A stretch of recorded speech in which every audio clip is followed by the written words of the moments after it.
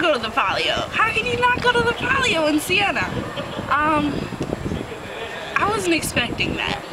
I mean, I knew it was going to be really high energy and intense. And is the Palio just a horse race? no, absolutely not. The Palio, and that it's not just a horse race, it's an actual cultural phenomenon that it's very important to them, it's historical. No, the Palio was way more than a horse race.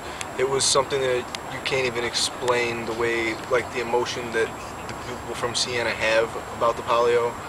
Like afterwards, once we saw like the winners and the losers, and just seeing the emotions on the people's faces of the people, you know, that lost, that were crying, and you know how happy the people that won were. Like it was just something that Americans couldn't even comprehend on how serious it is to the people of Siena, the Palio is. But to see how much it meant to them, that was just like, it kind of just blew my mind, because it's just, we don't have something like that. Like even how we are here with like sports and stuff, it's not that intense, but it was really cool. I'm really glad that we got to be there and see it. It's just such an experience. It's hard to describe because you're in the moment, yet you're kind of a spectator and you're not all there. I don't know how to explain, but it's a really good cultural experience. In Siena, I think one of the most memorable moments was actually the Contrada dinner at the Torre Contrada with Luca, with Adam, with Joe, seeing Maria there, with La Zia. Yeah, me, Edgar, and Adam, we got to go to the Contrada dinner, which was like my favorite experience out of the whole thing, because you really got to see a side of Siena that you didn't get to see otherwise. Like it was completely closed to the public, so it was like it really made us feel like we were special, you know, to be able to be part of something like that. Yes. La Torre. Yes. Dinner. It was magical.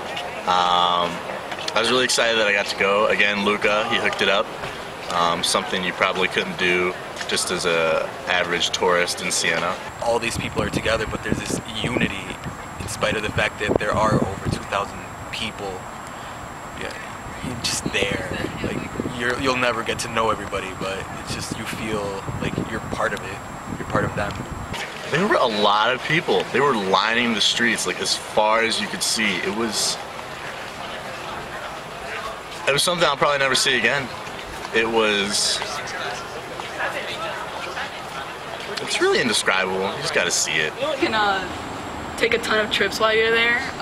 The best weekend I had there was when Alexandra, Maria Yusko, Lindley and I went to Elba for the weekend, island of Elba. It was beautiful. Florence. Love Florence. I think we're really embraced there. People just seem really happy to see us, happy to get to know us.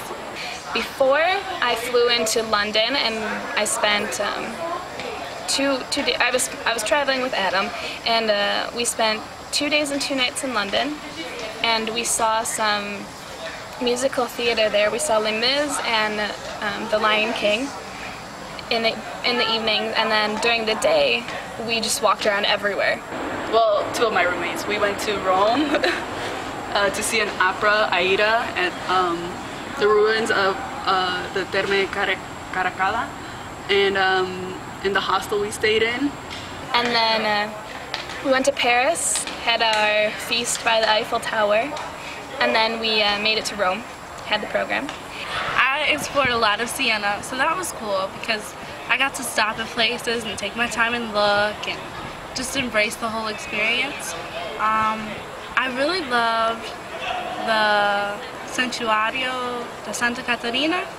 It was beautiful. So beforehand, I went with a fellow classmate of mine, Alexandra, and we left a week early, and we went to Paris, we went to London, and then on the backside, we took a ferry from Bari, and we went to Greece for a few days. These are all things that by themselves would cost an exorbitant amount of money, but being already in Italy, it was financially and it was financially possible, and it was something I never could have done had I not gone to Italy in the first place. after the program, we took the overnight bus down to Bari, and then we took a ferry over to Corfu, which is an island of Greece, and that is just absolutely beautiful. We went to Florence. I was in Venice. I was in Rome.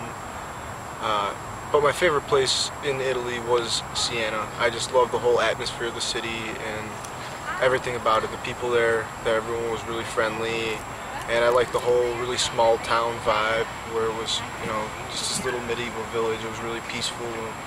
Definitely a big change from coming from a big city like Chicago. My favorite city, I really liked going to Milan. I liked going to Lake Como. But I loved being in Positano.